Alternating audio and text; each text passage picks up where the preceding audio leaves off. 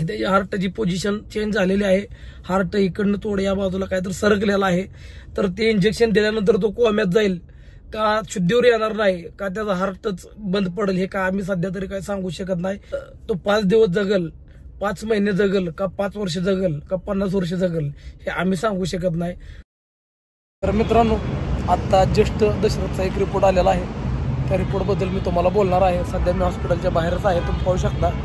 तर त्या रिपोर्ट कुठला आहे त्या रिपोर्टबद्दल मी तुम्हाला सध्या बोलणार आहे. कारण बाहेर बसून बोलणं शक्य नाही आहे, गाडीत बसून तुम्हाला बोलतो. कारण मित्रांनो काय विषय झालेला आहे की दशरथचा रिपोर्ट आलेला आहे आणि त्याच रिपोर्टबद्दल मी तुम्हाला आता मित्रांनो बोलणार आहे. तर मित्रांनो, विषय काय होऊन बसलेला आहे की दशरथचा जो आपण एक रिपोर्ट काढला होता, म्हणजे इंजेक्शन देण्यापूर्वी त्यांनी डॉक्टरांनी CTA NGO हा रिपोर्ट काढण्यासाठी सांगितला होता.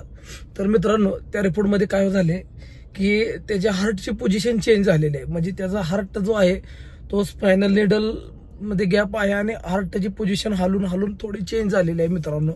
तर डॉक्टरांचं असं म्हणणं येते की ते इंजेक्शन दिल्यानंतर तो कोम्यात जाण्याची शक्यता आहे, त्याचा काय तर हार्ट बंद पडण्याची शक्यता आहे. पण मित्रांनो, ते म्हणले इंजेक्शन जर नाही दिलं तर तो 5 दिवस जगल, 5 महिने जगल का 5 वर्ष जगल का 50 वर्ष जगल हे आम्ही सांगू शकत नाही. तर तुम्ही तुमच्या रिस्कवर कृपया करून हे करा, तुमच्या रिस्कवर तुम्ही निर्णय करा की इंजेक्शन द्यायचं आहे का इंजेक्शन द्यायचं नाही. तर मित्रांनो, आज मी त्याचं पालकत्व घेतले, पण मी आज हा निर्णय घेतलेला आहे. फक्त विठ्ठलाच्या चरणी एवढीच कळकळीची विनंती करतो की हा माझा निर्णय चुकीचा ठरू नये. तर ह्या माझ्या जर निर्णयामुळे जर त्याच्या जीवाचं काही बरं वाईट झालं तर मी आयुष्यभर मी स्वतःला कधी माफ करू शकणार नाही. तर माझा हा निर्णय मित्रांनो चुकीने घेतलेला आहे मित्रांनो. मी जाणीवपूर्वक हा निर्णय घेतलेला आहे की त्याचा जीव वाचवण्याचा माझा प्रयत्न आहे. पण डॉक्टरांनी असं काय सांगितलं की मला त्या गोष्टीवरती मी ते आतमध्ये निर्णय देऊन बाहेर आलोय, पण मला आता वाटायला लागले की ते जर इंजेक्शन दिलं दशरथ जर 24 तासात जर शोधित नाही आला तर डॉक्टर म्हणले की त्याची जबाबदारी तुम्ही स्वतः असाल. तर डॉक्टर म्हणलं त्याचा जीव वाचवा. मी तुम्हाला एक कळकळीची हात जोडून विनंती करतो, तुम्ही त्याचा जीव वाचवा. कारण त्याचा जर जीव वाचला तर खरंच माझ्या कामाला एक यश येईल.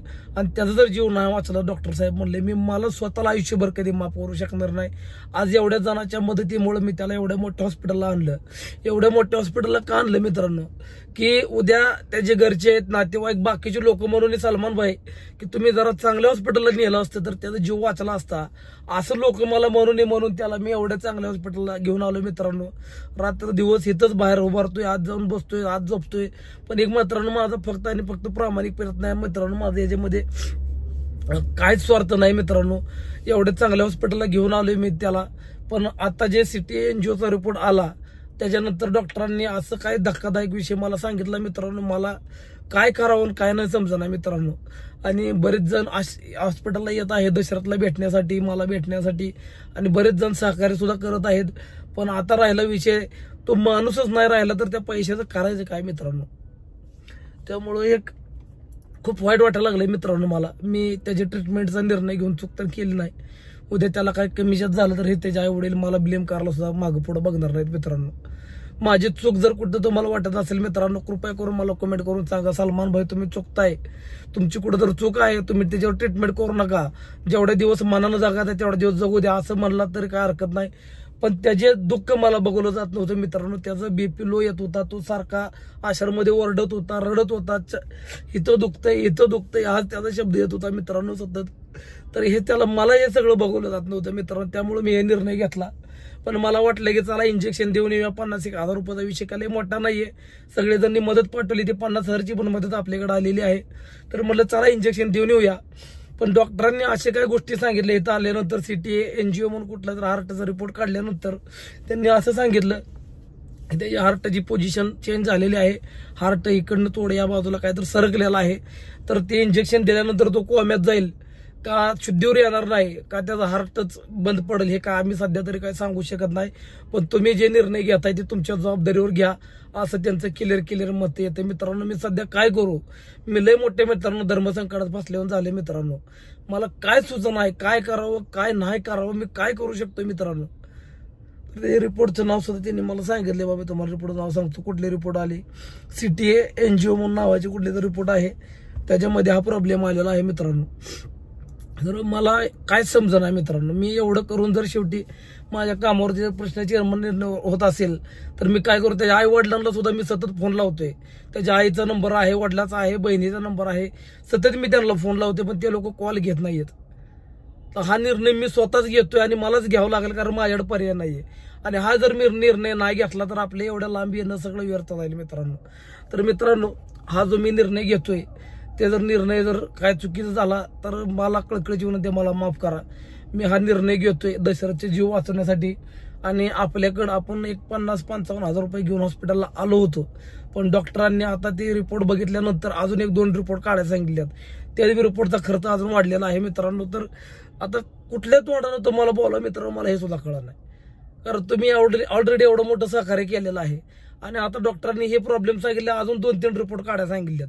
आणि ते 2-3 रिपोर्ट काढल्यानंतर त्याला ते इंजेक्शन द्यायचं ठरलेलंच आहे, पण ते म्हणलेत की त्याची हार्टची आणखीन सिच्युएशन काय ते आम्हाला बघू द्या.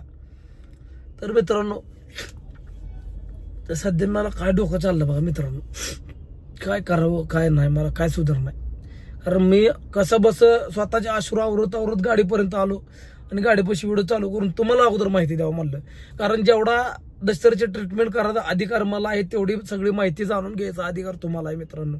कारण तुमच्या मदतीमुळे आज दशरथ इथं ट्रीटमेंट घेत आहे. पण आज जर दशरथचा जीव या ट्रीटमेंटमध्ये जर धोक्यात येत असेल तर ह्याच्यात माझी काय चूक आहे का मित्रांनो, सांगा मला.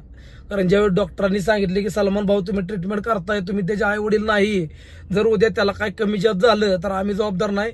तुम्ही आमच्या तिथे 2-4 डॉक्युमेंट त्यांनी दिले, त्या डॉक्युमेंटवर मी सही सुद्धा केलेली आहे. आणि सही केल्यानंतर त्यांनी तसं सांगितलेलं आहे मित्रांनो की दशरथला जर काही कमी जास्त झालं तर आम्ही किंवा आमच्या हॉस्पिटलची जबाबदार नसणार आहे, तुम्ही तुमच्या पद्धतीनं सगळं हँडल करा असं डॉक्टरांनी सांगितलेलं आहे.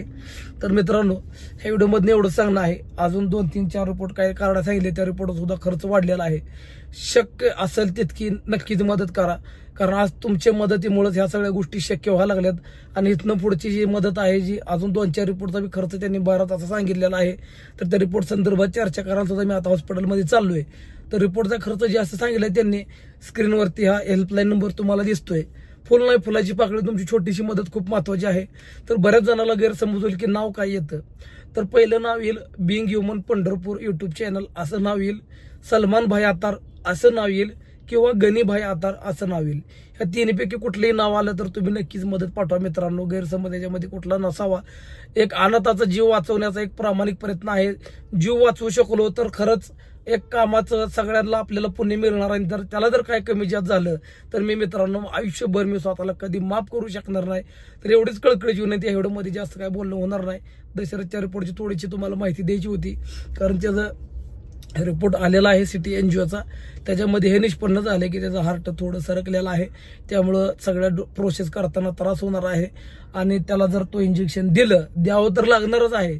जर दिलं तर कोम्यामध्ये जाऊ शकतो, हार्ट बंद होऊ शकतो किंवा काही होऊ शकतं. 24 तास मित्रांनो खूप महत्वाचे आहे. या 24 तासात बरीच अशी पैशाची गरज लागणार आहे, त्याच्यापेक्षा जास्त तुमच्या आशीर्वादाची, तुमच्या प्रार्थनेची गरज लागणार आहे. तर एक कळकळीची विनंती करतो, कृपया करून आता शक्ती मदत करा. ज्यांना मदत करणं शक्य नाही त्यांनी देवापुढे, ईश्वरापुढे, दशरथासाठी प्रार्थना करा मित्रांनो. एवढंच तुम्हाला सांगणं आहे.